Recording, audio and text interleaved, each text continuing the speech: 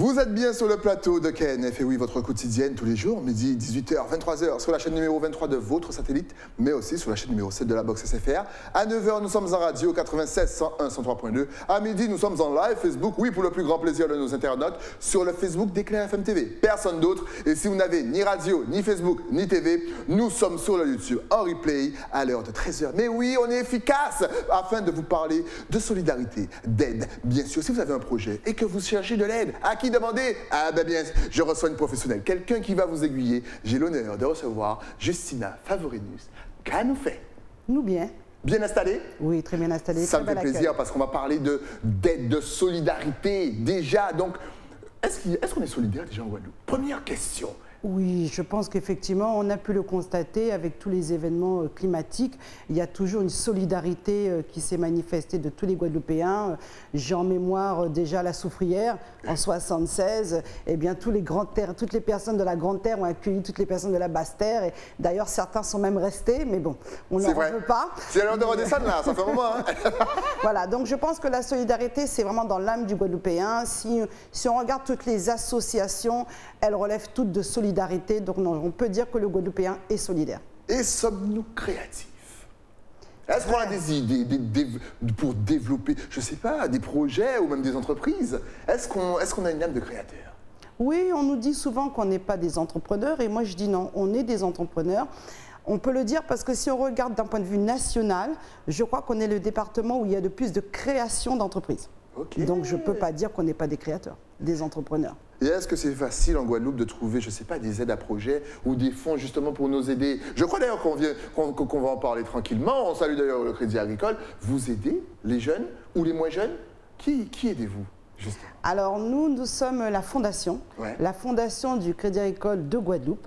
Une fondation qui existe depuis 2018 et qui, bien entendu, est une fondation sous l'égide de la Fondation de France. Alors, cette fondation, elle est gérée par un comité exécutif. Alors, on a à sa tête Monsieur Daniel Keller, qui est le président de la fondation. Ce comité est représenté par des administrateurs de la caisse régionale et de caisse locale. Donc, si vous me permettez, je vais citer leurs noms. Il faut citer toujours, alors, on les salue. On a donc Madame Lita Lizo, qui est une administratrice de Saint-François. On a Monsieur Hippomène Grandisson, qui est un administrateur donc, du Gosier. Moi-même, qui suis administrateur de Trois-Rivières-les-Saintes. On a également le directeur général adjoint, Monsieur Noiro Laurent. Et très important, dans cette fondation, nous avons aussi des personnalités qui sont très connues sur la place. On a tout d'abord notre ancienne préfète de Guadeloupe, Madame Pierrot Marcel. Nous avons également un sociologue très connu, Monsieur Franck Garin. Et également très connue dans la vie associative, Madame Christiane Gaspard-Méride, qui est la présidente de l'association Force. Voilà, donc tout ce petit comité œuvre chaque année pour lancer donc des appels à projets. Ok, qu'est-ce qu'un appel à projet? Parce que peut-être que certaines personnes ne connaissent pas. Qu'est-ce qu'un appel à projet? Eh bien, un appel à projet, donc juste avant, je vais quand même rappeler les valeurs. Donc, la fondation, quel est son objectif? La fondation a pour objectif donc d'aider, de soutenir des porteurs de projets innovants dans le domaine aussi bien culturel, social, environnemental, sociétal. Donc, on a, si vous voulez, on a des valeurs humanistes, des valeurs sociales et sociétales qu'on veut mettre en avant à travers justement ces associations que l'on va aider. Alors, on a 4 mots-clés que j'aimerais souligner pour qu'on comprenne bien la finalité d'une fondation. On a le mot « aider ». Aider parce qu'effectivement, on veut aider le bien-être collectif. Entreprendre, puisqu'effectivement, nous aidons des porteurs de projets innovants. Le mot également sensibiliser, parce que quelque part dans nos projets, dans nos appels à projets, on veut sensibiliser le Guadeloupéen sur une problématique actuelle. Donc, en fin de compte, c'est pour lui faire prendre conscience des réalités sociales et sociétales de son département. Et également soutenir, puisque là, effectivement, qui dit projet, il faut un soutien financier et la Fondation est là pour ça également. Voilà un petit peu l'esprit de la Fondation. Et donc, chaque année, en fonction de l'actualité, on choisit une thématique qui nous a sensibilisés et on lance donc un appel à projet avec un thème et on demande à toutes les associations loi 1901 de postuler donc pour ce thème. Excellent. Mais il n'y a pas de limite d'âge, de sexe, peu importe. C'est-à-dire que c'est que pour les jeunes ou est-ce que la classe Silver, encore une fois, je vous vois les aînés, peuvent aussi demander votre aide? Non, il suffit juste d'être une association intergénérationnalité, donc jeunes comme moins jeunes. Dès qu'on sent qu'on a un apport à donner par rapport au thème qui a été lancé, il faut postuler, il faut candidater. Par exemple, cette année, le thème, c'était quoi? Alors, cette année, donc, le 4e tel à projet qui a été lancé donc, dès le 30 juin, c'est promouvoir la prise de responsabilité, l'esprit d'entraide et la prise en compte de son environnement. Tout cela pourquoi? Pour contribuer à sortir de la rue, et je le mettrai avec un R majuscule, des publics en difficulté. C'est vrai que nous sommes en pleine crise sanitaire, elle n'est pas terminée, elle a fait beaucoup de dégâts et surtout elle a accentué une fracture sociale. Et donc, par rapport à cette fracture sociale, il y a des personnes qu'on appelle souvent des invisibles. Ouais. Vous avez les démunis, vous avez les sans-abri, vous avez des personnes qui sont en difficulté. Et surtout les invisibles. C'est vrai qu'on a été très sensibilisés aux invisibles. Alors, je rappelle pour ceux qui ne le savent pas, les invisibles, ce sont des personnes qui sont nulle part. C'est-à-dire qu'ils sont dans aucune statistique. Vous avez chacun dans vos quartiers des personnes qui ont perdu leur carte d'identité, qui n'ont pas renouvelé, qui n'ont plus accès aux soins. Et tout le monde a des malheurs dans sa vie. Ces personnes se sont un petit peu marginalisées et sont devenues pour la société invisibles. C'est-à-dire qu'elles sont dans aucune statistique. Et donc, l'idée de la Fondation, ça a été justement tous ces publics, de les aider justement à les sortir de la rue, de leur état, de leur situation actuelle, et de les emmener justement vers la cité, vers la société. Et comment? Eh bien justement en menant des actions d'apprentissage ou de réapprentissage des codes de valeurs de notre société. Excellent. Voilà l'idée, et ça nous est venu justement de cette crise sanitaire qui effectivement a vraiment accentué la fracture sociale. Donc, l'appel à projet a été lancé le 30 juin. Oui. C'est jusqu'à quand? C'est pendant une année? C'est pendant quelques mois? On peut participer jusqu'à quand? Il y a une date limite? Oui, alors l'appel à projet a été lancé le 30 juin. Ouais. La date limite pour candidater, donc c'est jusqu'au 30 septembre. D'accord. Et la sélection des candidats, enfin des associations, se fera le 29 novembre. Question bête, mais si on n'est pas dans le thème, mais qu'on a un projet, on ne peut pas venir par exemple cette année? Oh non, il n'y a pas de problème. On a chaque année un thème, comme je l'ai dit, on est sensibilisé par une actualité, donc on va lancer un appel à projet. Mais bien entendu, on l'a déjà fait, on peut aussi proposer un thème, un dossier, proposer effectivement une idée innovante et à ce moment-là, vous postulez également, vous serez hors projet, mais ce n'est pas un problème. Votre dossier sera étudié et bien entendu, comme bon nombre d'associations qu'on a pu accompagner, on le fera toujours avec plaisir. Voilà, on a pu ainsi, 2 illustrations, on a pu accompagner comme ça SNCM, le secours en mer, donc on sait que c'est important, on est une île. Exact. Vous l'entendez souvent sur les ondes que soit des bateaux sont en difficulté et donc eh bien, il faut effectivement des bénévoles, parce qu'il faut rappeler que ce sont des bénévoles. Les SNCM va effectivement secourir toutes ces personnes. Donc on a plus que jamais voulu les soutenir, donc on l'a fait pendant 3 ans. Excellent. En leur donnant une dotation financière pour s'équiper, pour pouvoir bien mener leur mission. Il y a des projets toujours innovants, là, comme ça, qui vous surprennent, vous, encore une fois. Tiens, on n'y avait pas pensé? Ah oui, ça me fait penser à un sujet, à une association, c'est Big Lab, effectivement, qui effectivement a proposé sa technologie pour les jeunes entreprises. Justement, souvent, quand on démarre une activité, on n'a pas les moyens, on a une idée, mais on ne sait pas la transcrire. Eh bien, c'était Big Lab, un laboratoire, qui permettait d'aider justement ces entreprises à pouvoir matérialiser leur idée. Et donc, la Fondation les a soutenus dans le cadre du 3e appel à projet. Alors, que faut-il justement afin de candidater? Dans son dossier, on doit avoir quoi pour être complet? Parce que là, je pense que plein de personnes sont motivées, ont des projets, mais ne savent pas forcément ce qu'il faut aller pour démarcher. On a besoin de quoi? Alors, déjà son projet. Oui, mais surtout déjà, il y a une réglementation. Hein, nous sommes une fondation sous l'égide de la Fondation de France. Donc déjà, il faut être une association, c'est-à-dire qu'il faut être à but non lucratif, désintéressé. Donc loi 1901. Donc ça, c'est la première condition. Deuxième condition, effectivement, il faut avoir des statuts à jour. Donc avoir une association avec son conseil d'administration qui fait ses procès-verbaux, etc., ses assemblées générales. Ensuite, quand on a le projet, quand on a l'idée, il faut savoir transférer, enfin écrire son idée, c'est pas toujours évident. Exact. Et ensuite, il faut un budget, c'est-à-dire qu'on a une idée, maintenant pour pouvoir faire son idée, il faut un budget. Et donc le budget, on peut ne pas être le seul partenaire, on peut avoir un partenaire des entreprises, des institutions, les collectivités, donc il faut essayer d'avoir un budget bien bouclé. Okay. Voilà.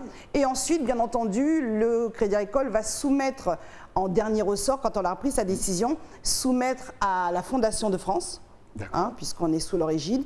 Et ensuite, sans problème, on va bien sûr attribuer les fonds, mais surtout on va accompagner. On est une fondation du Crédit Agricole, on a un réseau, et donc on va mettre notre réseau à la disposition de l'association si nécessaire pour l'accompagner à bien réaliser son projet. Justement, j'allais vous demander, est-ce que vous accompagnez?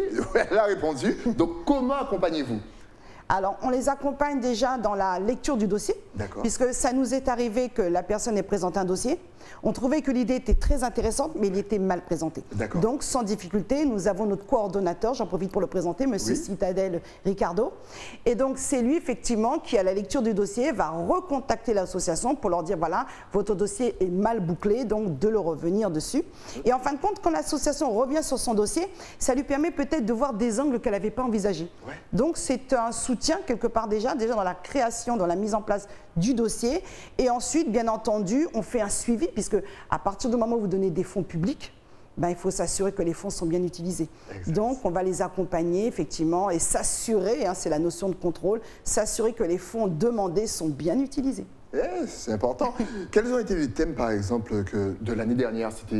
C'était le même que cette année, non? Non, chaque année, il y a des thèmes différents. Donc, je vais vous donner en vrac les thèmes qui ont pu être élaborés. Donc, c'est vrai qu'on a commencé sur les innovations entrepreneuriales. On a fait également des thèmes sur la culture. Effectivement, où là, effectivement, on a choisi, on avait ce souci de se dire, on a un patrimoine très important, mais comment le transmettre aux générations à venir? Et donc, c'était la transmission de notre culture.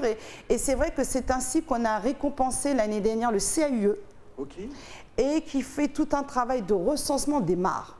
Effectivement, nous-mêmes, on a été surpris de constater qu'il y avait plus de 3000 mares en Guadeloupe. Voilà. Et donc, l'idée, c'est de les recenser et donc, quelque part, c'est inscrire un patrimoine à travers un ouvrage. Donc, je pense qu'il sera bientôt à la portée du tout public et je pense que c'est un enrichissement pour nous et pour nos enfants à venir. Excellent. Mais c'est vrai qu'on est très proche de la culture, de l'environnement. C'est très diversifié. Il y a un manque justement en Guadeloupe à ce niveau-là, justement, de transmission, d'environnement, parce que c'est vrai qu'on a la mer, la rivière, la biodiversité. Allez voir Résilience, l'émission. Est-ce qu'on est conscience du lieu dans lequel on est, de l'île sur laquelle on vit? Et de tout son potentiel. Moi, c'est vrai que depuis que je suis à la Fondation, donc c'est la 4e année, c'est vrai que je me suis rendu compte de la richesse des idées. Et que, mine de rien, les associations sont très, très dynamiques. Vraiment très dynamiques, très sur le terrain.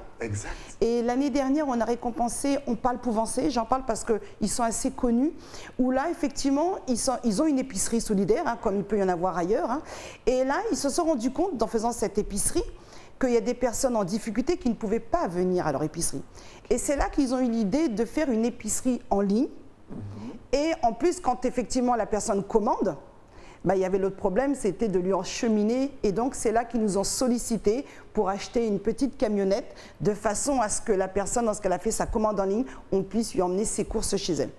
Donc, on a trouvé que c'était une idée innovante, puisque épicerie solidaire, certes, on connaît en magasin, mais en ligne, on ne connaissait pas.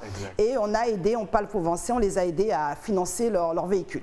Et donc ça, c'était une belle victoire et on est très contents parce que c'est une association qui est très dynamique, qui font beaucoup plus d'autres choses que l'épicerie solidaire et de voir qu'ils ont pu aider des personnes justement grâce à cet outil, on est très contents.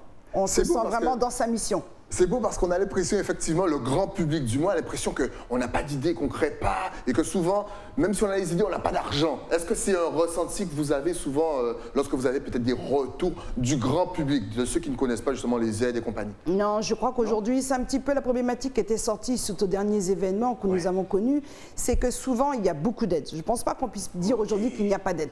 Je crois que le problème, c'est qu'on ne sait pas où chercher l'aide. On ne sait pas à quelle porte frapper. Et donc, là, je crois qu'aujourd'hui, il y a un gros effort qui est fait de toutes les collectivités et des administrations publiques, c'est effectivement de pouvoir acheminer l'information à ceux qui en ont besoin.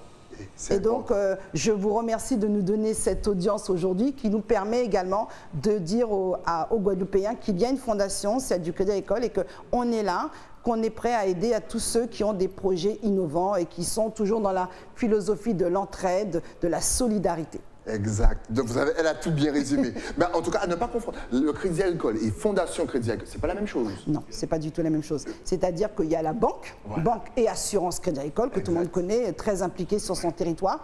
Et elle a créé une fondation, c'est-à-dire qu'elle finance, puisque pour que je puisse aider d'autres associations, ils me font moi-même des fonds. Et donc ces fonds, c'est le Crédit Agricole qui, effectivement, nous donne une dotation annuelle pour pouvoir aider les associations. Excellent. Et si on veut vous contacter, ça se passe comment? Il faut aller sur le site du Crédit Agricole? Il faut aller sur... Est-ce que la Fondation Crédit Agricole a un site? Est-ce que vous êtes sur les réseaux sociaux? De toute façon, pour vous faciliter la tâche, on va tout afficher juste ici. Hop là. Donc voilà, fondation.ca-guadeloupe.fr. Donc si on veut s'inscrire déjà, où est-ce qu'on va? Où est-ce qu'on clique? Alors, je vous invite donc à aller sur le site de la Fondation Crédit Agricole Guadeloupe.fr et là, effectivement, vous verrez un onglet marqué 4e appel à projet. Vous cliquez, vous verrez télécharger mon dossier, vous téléchargez le dossier et à ce moment-là, vous pourrez donc renseigner ce dossier et bien entendu, n'oubliez pas la date importante, nous le transférer avant le 30 septembre, date butoir pour cet appel à projet. Bien entendu, comme on vous l'a dit lors de l'émission, si vous avez d'autres projets qui ne correspondent pas au thème, eh bien n'hésitez pas non plus à nous envoyer à cette adresse vos projets et dans la mesure du possible, nous essaierons de voir si nous pouvons vous accompagner. Et ça, toute l'année, on peut envoyer nos toute l'année. En novembre, en décembre, en janvier, il n'y a pas de date butoir pour les dossiers hors appel à projet. Il faut absolument le faire sur Internet ou est-ce qu'on peut aller venir sur place? Non, je pense qu'on est dans l'ère du numérique. Soyons et vivons avec notre temps. Je pense que maintenant, tout le monde est habitué à cet outil. Donc oui, non, j'invite vraiment par facilité et puis aussi par écologie, c'est du papier en moins. Exact. Et donc de faire du numérique, donc de nous envoyer tous les dossiers, appel à projet ou hors appel à projet, via donc ce site. Y a-t-il une petite idée pour le thème de l'an prochain? Non, je vais attendre l'actualité. C'est bien ça. En tout cas, s'il fallait justement motiver les Guadeloupéens pour justement venir vous voir et proposer leurs projets, un petit mot d'encouragement. La caméra est juste en face. Eh bien, je vous dirais tout simplement, prenez le temps de lire cet appel à projet. Et puis, je sais que la vie associative n'est pas toujours évidente, mais sachez qu'il y a tellement de récompenses de s'investir et d'aider son prochain que je pense que je ne dirais qu'une chose. Ayez des idées et n'hésitez pas à nous contacter et nous solliciter dès que vous avez une idée innovante. Qu'est-ce qui bloque justement souvent les associations ou même les jeunes entrepreneurs à passer à l'action? C'est la rédaction du projet. C'est ça. C'est vraiment ça. Des idées, comme on l'a pu le dire durant l'émission, il y en a beaucoup d'idées. Je crois que la difficulté, c'est de pouvoir transcrire son idée, donc rédiger son idée. Je pense que c'est une barrière et j'espère qu'elle ne le sera pas. Et que même si l'idée n'est pas très bien rédigée, on pourra de toute façon avoir un accompagnement pour cela. Mais si vous avez une idée, venez nous la soumettre. Voilà, n'hésitez surtout pas, faites le déplacement, vous téléchargez le dossier, on vous a donné l'adresse. Si vous n'avez pas eu le temps de lire, ben vous allez sur le replay, je vous l'ai dit à 13 h, vous faites pause, vous notez, téléchargement et vous allez... On voit que l'équipe est dynamique, on sent que vous êtes souriante et tout. Il y a ça aussi, l'accueil, ça redonne espoir. Souvent, vous avez eu des retours de style « Ah, vous m'avez bien accueilli avec le sourire », ça change. Non, c'est-à-dire que, oui, déjà, j'ai été bien accueilli, mais surtout que quand on croit en ce que l'on fait et qu'on a vraiment cette envie d'aider, ben, on est plus que content d'être à la Fondation et de voir que tous nos projets se réalisent. Non, c'est un pur bonheur. En tout cas, n'hésitez vraiment pas, téléchargez le dossier, allez-y, soyez innovants. Merci d'être passé sur le plateau afin de nous présenter tout ça. Et puis au pire, avec le lauréat, vous pouvez repasser tranquille, on fait une petite présentation, on présente son projet, on est content, c'est KNS, c'est Éclair TV. Merci à vous. C'est moi qui vous remercie. Très très vite. Nous, on se retrouve bien entendu avec un nouvel invité, mais ça, c'est après quoi? Ben, après une page de pub. À tout de suite.